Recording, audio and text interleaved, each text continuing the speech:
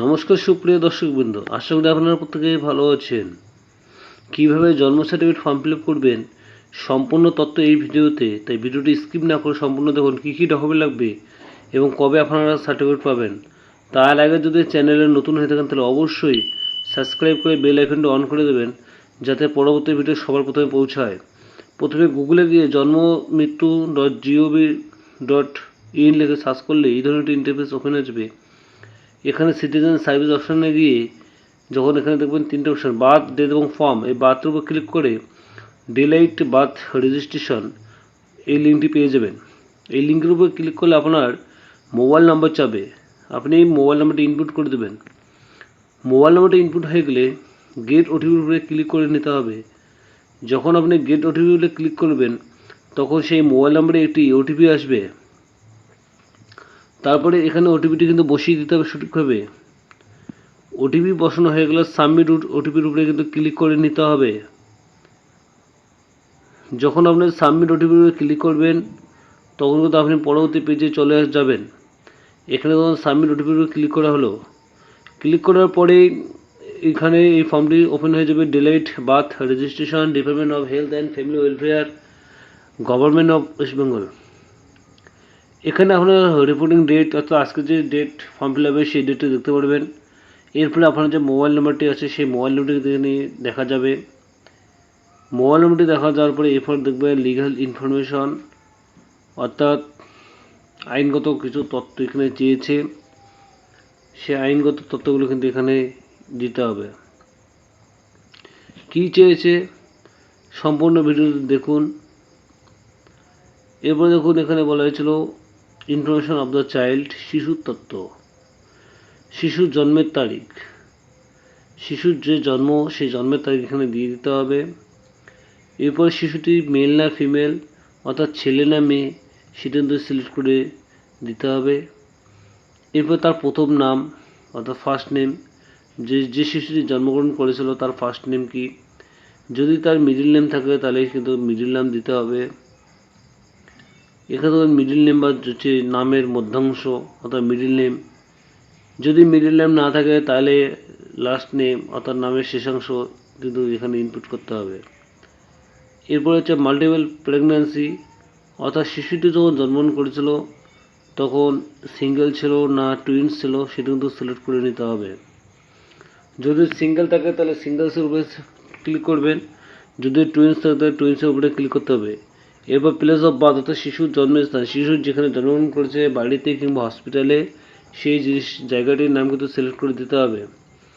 যদি হাসপাতালে জন্মগ্রহণ করে তাহলে সেখানে আরবান দিতে হবে, স্টেট দিতে হবে, ডিস্ট্রিক্ট দিতে হবে, মিউনিসিপ্যালিটি দিতে হবে, হসপিটাল টাইপ দিতে হবে, প্রাইভেট না গভর্নমেন্ট এবং হসপিটালের নাম এখানে দিয়ে দিতে হবে।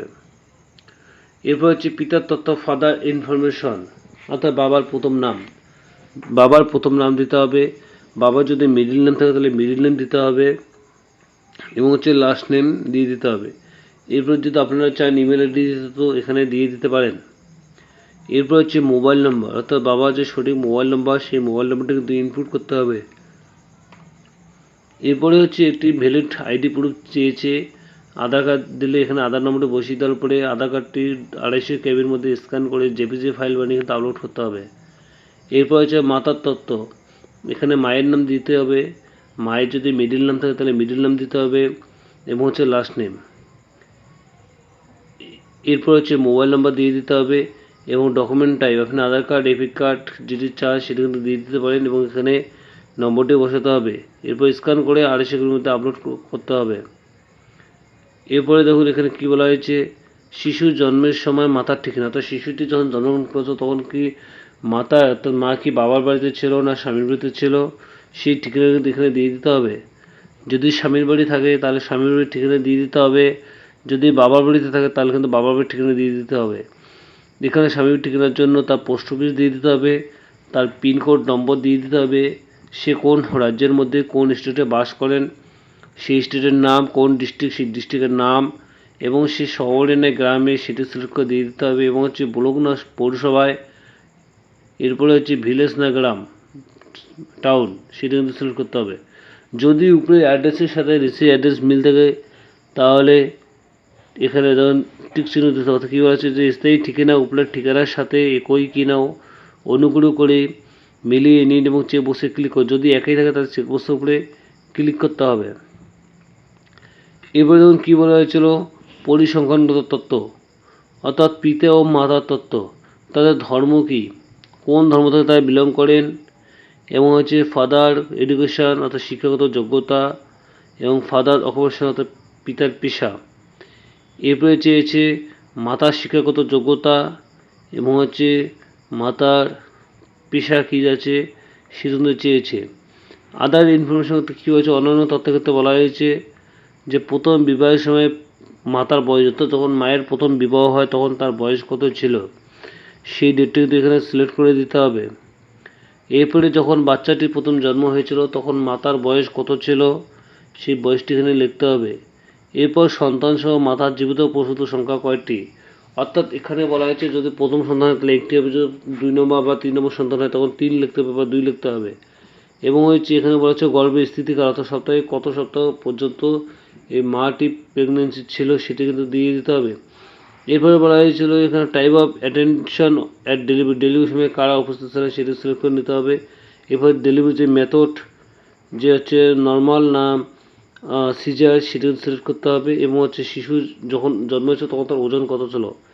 এরপর দেখুন এখানে বলা হয়েছে ফর্ম নম্বর 1 এবং হচ্ছে ডিসচার্জ সার্টিফিকেট, অর্থাৎ আপনার যে হসপিটাল কিংবা নার্সিং হোম থেকে যে ছুটির কাগজ সেটি কিন্তু আপলোড করতে হবে। এই ফর্ম 1 কোথায় পাবেন, ফর্ম 1 আমার ডেসক্রিপশন বক্সে লিঙ্ক দেওয়া থাকবে, সেখানে কিন্তু আপনারা পেয়ে যাবেন। সেখান থেকে কিন্তু আপনারা ডাউনলোড করে ফিল আপ করে আপনার যে লোকাল অথরিটি অর্থাৎ গ্রাম পঞ্চায়েতের প্রধান কিংবা পৌরসভার যে চেয়ারম্যান আছে বা কাউন্সিলর তাদের সই নিয়ে এই ফর্ম 1টি কিন্তু আপলোড করতে হবে। এরপর ডিসচার্জ সার্টিফিকেট যেটা ছুটির কাগজ সেটি কিন্তু আপনাদের আপলোড করতে হবে। এইটি হচ্ছে ফর্ম 1।